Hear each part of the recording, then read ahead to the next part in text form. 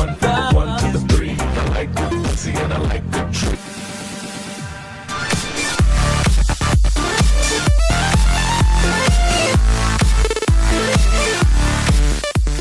What's going on, guys? Have a good night. Back with a video, and time to go ahead and discuss the top 10 worst cards in Clash Royale after the most recent update. Supercell tends to have those cards where they just never take off, and some cards are just the ones that they killed and never bothered to fix anymore. Now, please keep in mind though, if you see your favorite card in this list, it doesn't mean it's crappy. This list is just based on the usage rate of that card, and not my own opinion. Now, before we get into the video, don't forget to like and comment to be entered into my monthly giveaway. I'm getting a little bit tired of saying that, so you guys all know the drill. But without wasting all your time, jumping right on to number 10, we have the Poison. Now, this card was added in February 29 and has gone through a ton of balance changes ever since. At one point, it was one of the most used cards in Clash Royale and was usually paired with the Giant to make the Giant and Poison decks. This was all before the Poison got a nerf though, and everyone stopped using it. Supercell didn't decrease the damage or hit points. Everything was the same,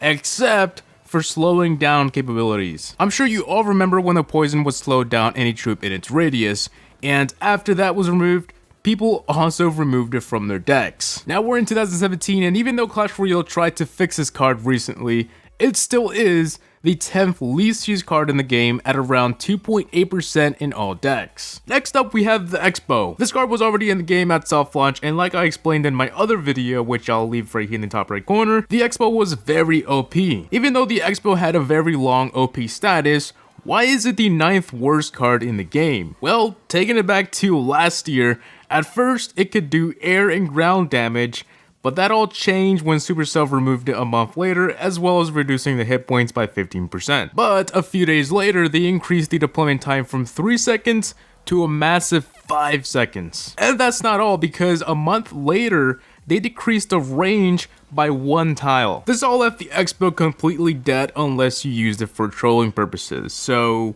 yeah. It wasn't until June 2016 where they made the deployment time a second faster and increased the hit points, and even though some people began to use it afterwards, the damage was already done. The Expo was practically left buried in 2016, and now in 2017, the numbers only show the Expo being in around 2.5% in all decks. On to number 8, we have the Barbarian Hut. The Barbarian Hut has been a mystery for a while, and even though you may see YouTubers uploading decks for this card, I still rarely see anyone carrying this around anymore. The Barbarian Hut was already in the game when it soft launched last January 4th, and since then, we have only seen one change, and it was just an increase in hit points, which doesn't really do anything. I don't blame them though. I mean, like, what can you do in a spawner? Like, what can you change? If they did decrease the elixir or increase the amount of barbarians, it would make it a little bit too powerful, and a lot of people would hate Supercell for it. So I don't know, what can you change? Now, there was a time when the Hut was being used a lot, and that was back when spawner decks was a thing. Don't get me wrong though, there is no useless card, and this card is not useless.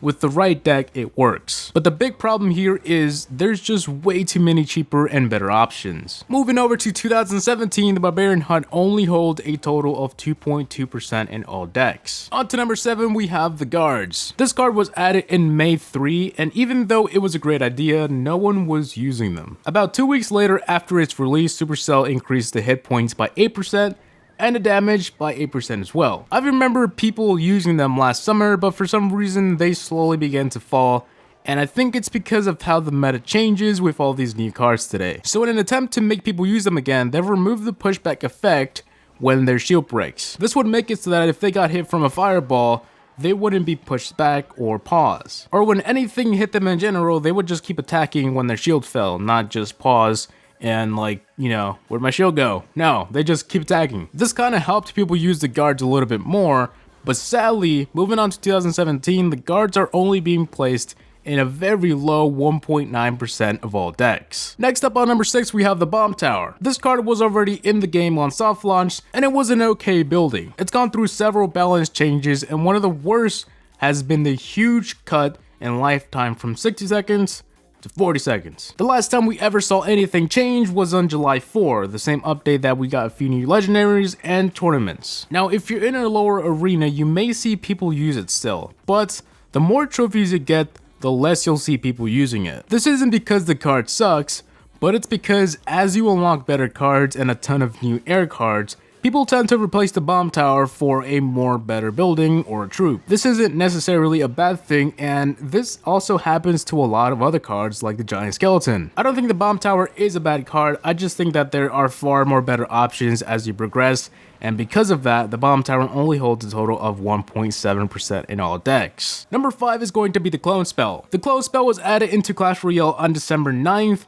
and that's all we really know. No changes have happened yet, and it's a shame that a new card was hyped big time only to be left behind in 2016. The clone spell is the same clone that was added into Clash of Clans a while ago, and of course because Clash Royale and COC share the same universe, things tend to get added from one to the other. Although the clone spell is a fun card to use and we had a blast using it with the mirror to clone, like 50 giants or something, and we were breaking records from left to right. But that's about as far as the fun goes. I really hope Supercell somehow fixes the clone because I think it has a lot of potential, but as for now, this card is only carried in 1.5% of all decks. On to number 4, we have the Dark Goblin. This card is the newest card on this list and was added the same day we got the Jungle Arena. Although the clone spell was added about a month ago before the Dark Goblin, it's still really hard to know that it's being used more than the Dark Goblin. Again, like I said, the Dark Goblin is fairly new and we may be seeing Supercell roll out a update where they get a huge buff and everyone begs for a nerf. Well, maybe not that big of a buff, but you get my point. The card is too new to judge, and same goes for the clone and the Electro Wizard. Obviously, there has been no adjustments made to the Dark Goblin yet, and the most we can hope is for a change for the better. But as for now, the Dark Goblin only holds a total of 1.2% in all decks. Number 3, we have the Tesla. This card was already in the game during a soft launch, and since then it has got 6 balance changes. Like all the other buildings in the game, most of them had to do with the duration time and hit points. The Tesla isn't a bad card, it's just one of those that was left behind in 2016. The last time we ever saw a change was back in June, and since then, we have only seen people use it here and there. I think the main reason being that the cannon was a better option, and even though the cannon has also fallen as well because Supercell kind of killed it, back when they were both a highly used card, the cannon was a better option because it was cheaper and also did the job that they needed it to do. There has been recent leaks that say that the Tesla may be doing a chain damage,